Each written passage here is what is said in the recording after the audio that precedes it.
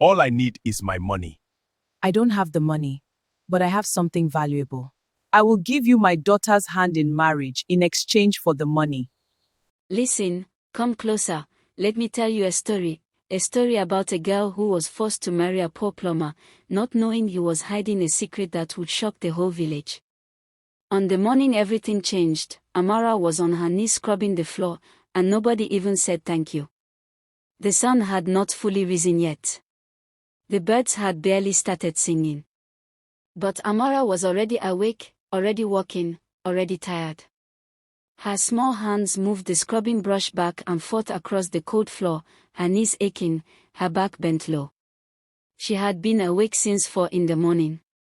She had swept the compound, fetched 3 buckets of water from the well, lit the firewood, and started the morning soup, all before anyone else in the house had even opened their eyes.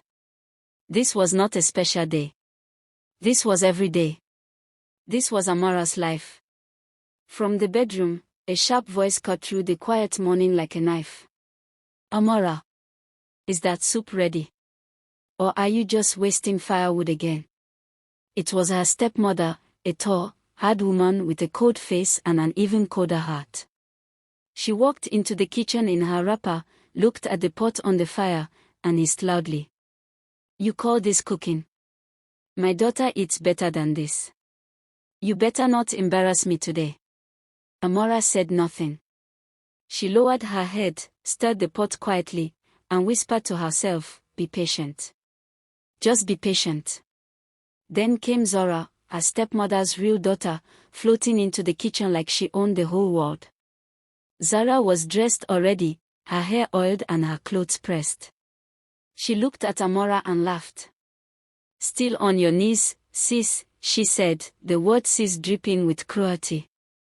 Some people are just born to serve, I guess. She grabbed a piece of bread from the table, took a big bite, and walked away laughing.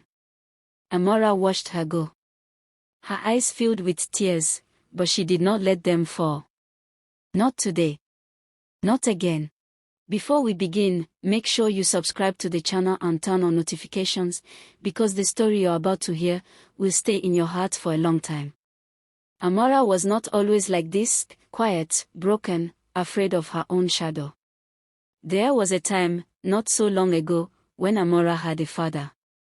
He was a gentleman with a big laugh and warm hands. He called Amara his little sunshine, and told her every single night before bed that she was special, that she was loved, and that the world would one day see how bright she was. Amara believed him with her whole heart. Back then, she laughed easily. She ran through the streets without fear. She sang while she cooked and danced in the rain. Life was simple, but it was full of love, and love, her father always said, is the only thing that truly matters. But then one cold rainy night, her father fell sick. It happened fast, too fast. One week he was laughing with her at the dinner table. The next week he could not get out of bed. And before Amara had time to understand what was happening, before she could even say a proper goodbye, her father was gone. She was only 13 years old. The man who called her his little sunshine had left, and he took all the light with him. Amara cried for weeks. She cried until her chest hurt. She cried until she had no more tears. And then, slowly, the cruelty began. Her stepmother wasted no time. Once the funeral was done and the guests had gone home, she called Amara into the living room and sat her down with a hard look on her face. Your father is gone, she said flatly. And things in this house are going to change. From that day forward, Amara became the housekeeper. She cooked, cleaned, fetched water, washed clothes, and did everything that needed to be done, while Zora sat and watched, eating the food Amara cooked, wearing clothes Amara washed, living in the comfort that Amara's hands had made. And if Amara ever complained, or slowed down, or looked tired, her stepmother's voice would come like thunder. Useless girl. Worthless. Just like your useless father. The only place Amara ever felt safe, the only place she could breathe, was at her best friend's house. Chioma lived just 2 streets away, And she had a heart as wide as the sky. Whenever Amara came to her door with red eyes and tired hands, Chioma would open the door wide, sit her down, make her a cup of tea, and say simply, "Tell me everything." And Amara would. She would pour out every word, every pain, every insult she had swallowed that week. And Chioma would listen, really listen, and then hold her hand and say, "God sees you, Amara. He sees everything. And one day, he will answer." Those words were the only thing that kept Amara going. It was a quiet afternoon when her stepmother called Amara into the sitting room with a look on her face that said she had already decided everything. Amara came in quietly, wiping her hands on her wrapper. She had been washing clothes all morning and her fingers were raw. Her stepmother was sitting in the big chair, the one she never let Amara sit in, with her arms folded and her chin raised high. Zara was sitting on the sofa, filing her nails, pretending not to be interested. But Amara could see the small smile hiding at the corner of her mouth. Something was coming. Something bad. Amara stood still and waited. "I have found you a husband," her stepmother said, just like that. No greeting. No kindness. No asking. Just a statement, dropped like a heavy stone. Amara blinked. "A husband," she whispered. "Yes," her stepmother said. "He is a plumber. He fixes pipes on the roadside. That is the kind of man that suits a girl like you." The room went quiet for 1 second, and then Zora burst out laughing. It was a loud, ugly laugh that filled every corner of the room. "A plumber," she shrieked, slapping her knee. "A dirty, sweaty roadside plumber. Oh, Amara, only you." Her stepmother allowed herself a thin smile. "You should be grateful," she said to Amara. "A girl with nothing, from nowhere, with no father and no future, you think a rich man will want you. This man agreed to marry you. That is more than you deserve." Amara's mouth opened. Closed. Opened again. But no words came out. Her heart was beating so fast she could feel it in her throat. She wanted to scream. She wanted to run. She wanted to cry out loud for her father. News of the marriage spread through the village like wildfire. Everywhere Amara went, people whispered. Neighbors shook their heads. Old women clicked their tongues. "That poor girl," some said quietly. "Forced to marry a roadside plumber." Others were not so kind. "What did she expect?" they laughed. "She has nothing. She is nobody. At least the plumber will put a roof over her head." Amara walked through the village with her head down, hearing every word, feeling every laugh like a small stone thrown at her chest. She kept her face calm. She kept her step steady. But inside, she was falling apart. That evening, she ran to Chioma's house. She knocked on the door 3 times, fast, the way she always did when she was desperate, and when Chioma opened the door and saw Amara's face, she immediately pulled her inside without a single word. Amara sat down on the small wooden chair by the window and finally, let the tears fall. She cried and cried, telling Chioma everything. Her stepmother's cold voice. Zora's cruel laughter. The village gossip. The plumber she had never met. And when she was done, when she had no more words and no more tears, Chioma knelt down in front of her, took both her hands, and looked straight into her eyes. "Amara," she said softly but firmly. "Life is not over. I have seen how you suffer. I have seen how you love. And I promise you, a woman with a heart like yours does not end her story in pain. Keep going. Please.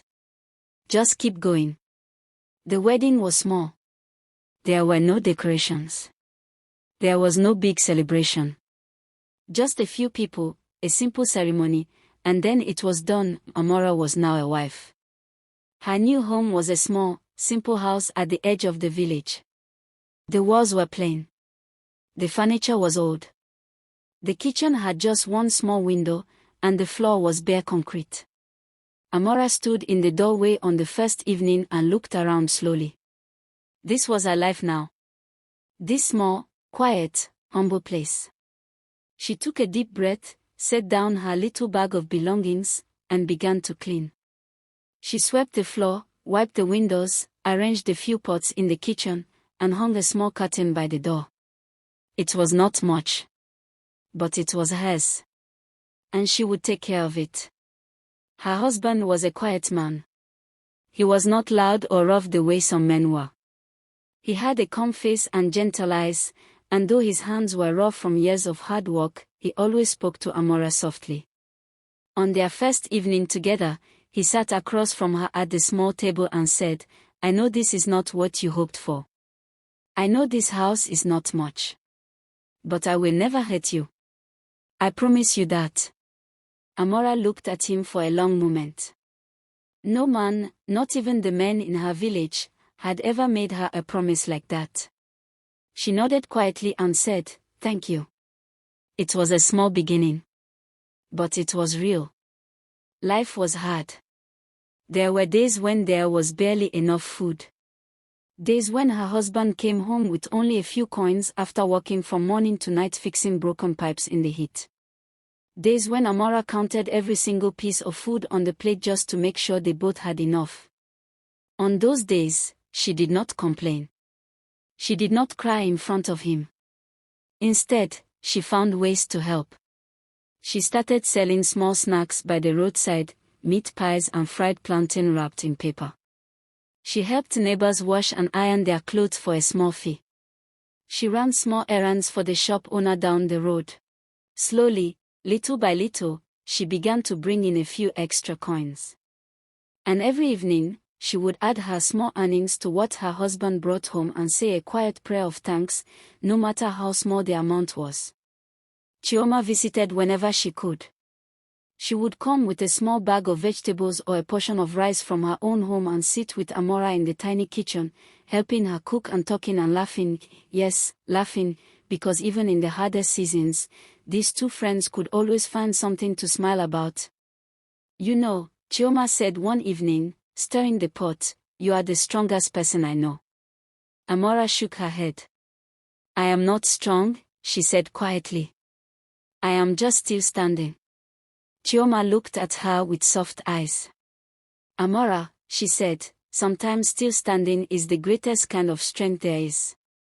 What Amara did not know, what no one in the village knew, was that her husband was not who he appeared to be. Behind the worn work clothes, behind the old toolbox, behind the dirt on his hands and the sweat on his face, was a man with a secret so big that it could have shaken the entire village to its roots. Her husband was not a poor plumber. He was, in fact, one of the wealthiest men in the country. He owned a large company that built roads, bridges, and water systems across many cities. He had a mansion in the city with tall gates and marble floors. He had cars that cost more than most people earned in a lifetime. He had employees, hundreds of them, who wore suits and carried files and waited for his phone calls. He had everything that money could buy. And yet, he had chosen to live in a small house, wear old clothes, and carry a toolbox. The reason was simple, and it came from a deep wound in his heart. Years before, he had been engaged to a woman he loved completely. He had given her everything, gifts, travel, a beautiful life. But the moment his business hit a rough patch and the money slowed down, she left. She did not argue. She did not even say sorry. She simply packed her bags one morning, told him she deserved better, and walked out the door. That day broke something inside him. He picked himself back up, rebuilt his business even bigger than before, but the trust he once had in people was gone. He began to wonder, does anyone love me, or just what I have? That question haunted him day and night. And so, he made a plan. He would disguise himself as a poor man and live a simple life in a small village. He would find a woman who would stay, not because of his mansion or his cars or his company, but because of him. Just him. He had been living this way for almost a year before Amara's stepmother approached him through a connection in the village. He had agreed to the marriage not because he was desperate, but because something in the way people described Amara made him curious. They said she was kind, quiet, and hardworking. They said she had suffered much but never turned bitter. He wanted to see this for himself. He wanted to know if a person like that truly existed. And so he watched. Not with suspicion, but with wonder. He watched Amara wake up before dawn and walk without being asked. He watched her count coins at the end of the day and still find something to be grateful for. He watched her smile at neighbors who barely acknowledged her. He watched her sit in the kitchen humming softly to herself even on the hardest days. He watched, and with every passing week, something happened that he had not expected, something he had told himself would never happen again. He began to fall in love. Not with a performance. Not with a mask. But with the real, quiet, beautiful soul of the woman who shared his small, humble home. If you're enjoying this story so far, take 1 second to subscribe and like this video. It really helps the channel bring you more amazing stories like this. There is a point in every long storm when even the strongest person looks up at the sky and says, "I cannot take anymore." For Amara, that day came on a Thursday evening in the middle of a difficult month. They had been struggling more than usual. There had been very little work for her husband that week. The rains had been heavy, and most people stayed indoors. Amara had gone out 3 days in a row to sell her snacks by the roadside, but the rain chased away customers and she came back home each evening with almost nothing. The food in the house was running low. That evening, she sat alone in the kitchen after her husband had gone to sleep, and she stared at the near-empty shelf where the food was kept. She counted the remaining grains of rice in the small pot. She looked at the few coins in the tin by the window. And for the first time in a long time, she felt completely empty. She did not cry loudly. She just sat there in the quiet, dark kitchen, and let the tears slide down her face one by one. She thought about her father. She thought about the life she was supposed to have. She thought about Zora, probably at home right now, comfortable, well-fed, laughing, while Amara sat in a small kitchen wondering how to feed her household tomorrow. Is this really my life? She thought. Is this all I will ever have? The question sat heavy on her chest like stones. She had been patient. She had been strong. She had smiled and worked and hoped and prayed. But tonight, just tonight, she was tired. Deeply, completely tired. The next morning, Chioma arrived at the door with a basket of food and a warm loaf of bread. Amara had not even called her. Chioma just knew, the way true friends always know. She walked in, took one look at Amara's face, and set the basket down on the table. "Sit," she said simply. Amara sat. Chioma made tea, cut the bread, put food on the table, and then sat across from her friend and said, "Tell me." And Amara did. She told her everything she had held inside the night before. The empty shelf. The coins. The questions. The tears in the dark kitchen. When she finished, the room was quiet for a moment. Then Chioma reached across the table and squeezed her hand and said firmly, "You are almost at the other side, Amara. I can feel it. Do not stop now. Please, do not stop now." Amara looked at her friend. She did not fully believe the words. But she believed in the person saying them. She wiped her eyes, straightened her back, and nodded. The next morning, she was up before the sun again. She tied her wrapper, packed her snacks, and went back to the roadside. Because that is what Amara did. She kept going. Even when it hurt. Even when it made no sense. She kept going. Amara's birthday came on a warm, bright morning, and she had completely forgotten about it. She woke up the same way she woke up every day, early, quietly, without fuss. She splashed water on her face, tied her hair back, and went into the kitchen to start the morning. Her husband had already left for work. She assumed it was just another ordinary day. She made a small breakfast, ate alone, and was about to pack her snack basket for the roadside when she heard a knock at the door. It was Chioma, standing there with a wide smile and a small cake wrapped in cloth. "Happy birthday, my friend," Chioma said, and her eyes were bright and shining with some secret knowledge that Amara could not quite read. Amara laughed softly and hugged her. "You remembered," she said. "I even forgot myself." Chioma smiled even wider. "Come outside," she said. "Your husband said to wait outside." Amara frowned slightly. "Why?" Chioma just smiled and took her hand. They stepped outside together, and Amara stopped walking. Her mouth fell open. Her hand went to her chest. Coming down the small street, her small, dusty, ordinary street, were several large black cars. Sleek. Shining. Moving slowly and deliberately like something out of a dream. Behind them came two more cars, and men in crisp white suits stepped out, carrying flowers, and a large envelope sealed with a gold stamp. Neighbors had begun to gather on both sides of the road, murmuring and pointing, eyes wide with shock. Children ran out of their houses to look. Old women stood at their doorways with hands over their mouths. Amara stood completely frozen. "What is happening?" she thought. "What is this? Who are these people? Why are they here on MY Street?" Then her husband stepped out from behind one of the cars. He was not wearing his work clothes. He was dressed in a perfectly tailored dark suit, his shoes polished like mirrors, a watch on his wrist that caught the sunlight and threw it back in glittering pieces. He looked like a completely different man, and yet his eyes were exactly the same. Those same calm, gentle eyes that had told her on their first night together, "I will never hurt you."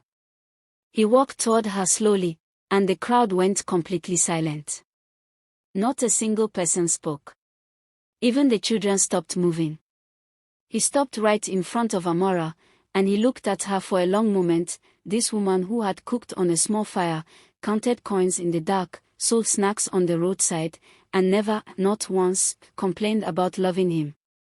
He reached out and took both her hands gently. And then he spoke. "Amara," he said, his voice low and steady, "I owe you the truth. I have owed you the truth for a long time." He paused. The street was so quiet you could hear the wind. "I am not a plumber," he said. "I never was. I am the owner of a company, a large company. I have money, Amara. More than you can imagine. I have cars and houses and people who work for me. But I hid all of it because I was looking for something that money cannot buy." His voice cracked slightly. "I was looking for someone who would love me, just me, with nothing. And I found her." He squeezed her hands. "I found you." For a moment, Amara could not breathe. She stood there in the middle of the street, her husband's hands holding hers, the shining black cars behind him, the men in suits standing quietly, the whole village watching, and she could not make a single sound. Her mind was trying to understand what her ears had just heard. He is not a plumber. He has a company. He has money. He hid it to find someone who would love him truly. The words went around and around in her head like a wheel. And then, slowly, one tear fell down her face. Then another. And then she began to cry, not soft, polite tears, but deep, shaking sobs that came from somewhere far inside her, from all the months of hard work, of counted coins, of empty shelves, of cruel laughter and whispered insults and days when she almost gave up. She cried for all of it. She cried for the little girl who lost her father. She cried for the young woman who scrubbed floors in the dark. She cried, and this time, the tears were not from pain. They were from something she had almost forgotten the feeling of. Relief. Joy. The overwhelming, chest-cracking feeling that the storm was finally over. Her husband held her as she cried. He did not rush her. He did not look embarrassed. He held her right there in the middle of the street, in front of everyone, and let her cry for as long as she needed. When she finally pulled back and looked up at him with swollen eyes, he smiled, a full, warm, real smile, and wiped her face gently with his thumb. "No more hard days," he said quietly. "Never again." From behind her, Chioma let out a sound that was half cry, half laugh, and threw her arms around both of them at once. The crowd burst into noise, gasps and exclamations and questions flying in every direction. Because what had just happened on this small, ordinary street was extraordinary. The man they had all called the dirty plumber, the poor man with the old toolbox and the worn shoes, was a billionaire.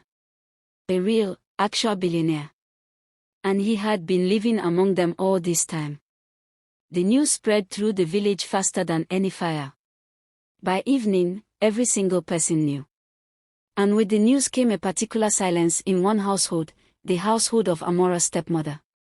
When the news reached her, she was sitting at her dinner table with Zara. Zara heard it first, someone told her on the street, and she came running home, her face twisted with disbelief. "Mama," she said breathlessly, "the plumber, Amara's husband, he is rich. He is very, very rich." Her stepmother looked up slowly. "What?" she said. Zara swallowed. "He is a billionaire, Mama. He owns a big company. He was hiding it. He is not poor at all. Amara, Amara, she is now living in a mansion." The room went completely still. And in that stillness, a feeling crept into both of them, slow, cold, and deeply uncomfortable. The feeling of shame. Because they remembered everything. They remembered every insult. Every laugh. Every cruel word dropped on Amara like stones. "A poor girl like you. A dirty plumber. That is all you deserve." They remembered standing in the living room, mother and daughter, laughing together at Amara's pain.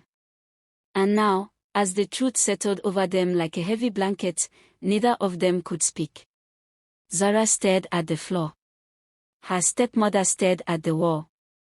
And somewhere across the village, in a house that was no longer small, in a life that was no longer hard, Amara was finally at peace. 3 months passed. Amara's life had changed in ways she could not have dreamed. She now lived in a large, beautiful home on the other side of the city. The floors were smooth and cool. The rooms were bright and wide. There were flowers in the garden and curtains that moved gently in the breeze. She had clothes she had never imagined wearing, food she had never imagined eating, and peace she had never imagined feeling. But the most beautiful thing in her new life was not the house or the cars or the clothes. It was the mornings, quiet, unhurried mornings, when she would sit with a warm cup of tea by the big window, watching the garden, and feel, in the very deepest part of herself, that she was safe. That she was loved. That she was home. Chioma visited every week, always arriving with her big laugh and her warm heart. The two friends would sit for hours, talking and remembering and shaking their heads at the wild, impossible story that Amara's life had become. "You know," Chioma said one afternoon, "if I wrote this story down, no one would believe it." Amara laughed, a real laugh, full and free. "I lived it," she said, "and even I can barely believe it." Then one afternoon, the gate of the big house opened, and in walked two familiar figures. Amara was in the garden when she saw them. Her stepmother and Zara. They walked in slowly, heads bowed, steps uncertain. Her stepmother was wearing a faded dress, not the proud, pressed clothes she used to wear. Zara had no makeup, no styled hair, none of the careless confidence that used to follow her everywhere. They looked smaller somehow. Humbled. The kind of humble that only comes after a great fall. Amara stood up slowly and watched them approach. Her heart beat a little faster. She said nothing. She waited. Her stepmother stopped a few feet away and looked up. For a moment, she could not seem to find words. Then her face crumpled, the hard, cold face that had never once shown softness toward Amara, and she began to cry. "Amara," she whispered. "I need your help. The business is gone. The bank is taking the house. I have nothing left." She paused, her voice breaking completely. "I know I do not deserve to ask you for anything. I know what I did to you. What I said to you. What I allowed to happen to you in my house." She wiped her face with shaking hands. "I am sorry. I am truly sorry." Amara looked at her stepmother for a long time. She looked at Zora, who was standing slightly behind her mother, eyes red, unable to meet Amara's gaze. And Amara thought about everything. She thought about the cold floors she had scrubbed at 4 in the morning. The insults swallowed in silence. The years of loneliness. The day she sat in a dark kitchen and cried alone and wondered if her life had any meaning.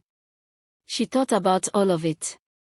And then she thought about something else. She thought about the woman her father had raised her to be. The man who called her his little sunshine.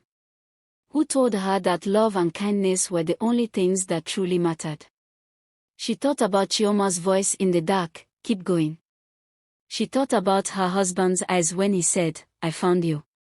And she understood something clearly, something that had always been inside her, even when everything was against her, that a person who lets bitterness take root will never truly be free. And Amara had not survived all of this just to become another version of the cruelty that had tried to break her.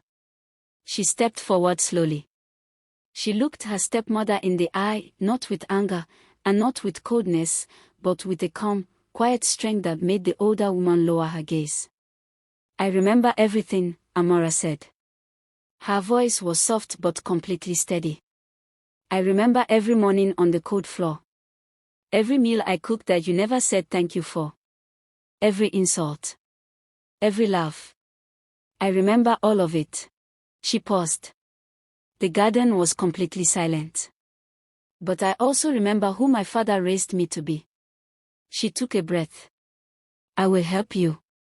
Not because you deserve it, but because I choose kindness. Because that is who I am. And no amount of cruelty, yours or anyone else's, will ever change that." Her stepmother broke down completely, sobbing into her hands. Zora pressed her own hands over her mouth, tears streaming down her face.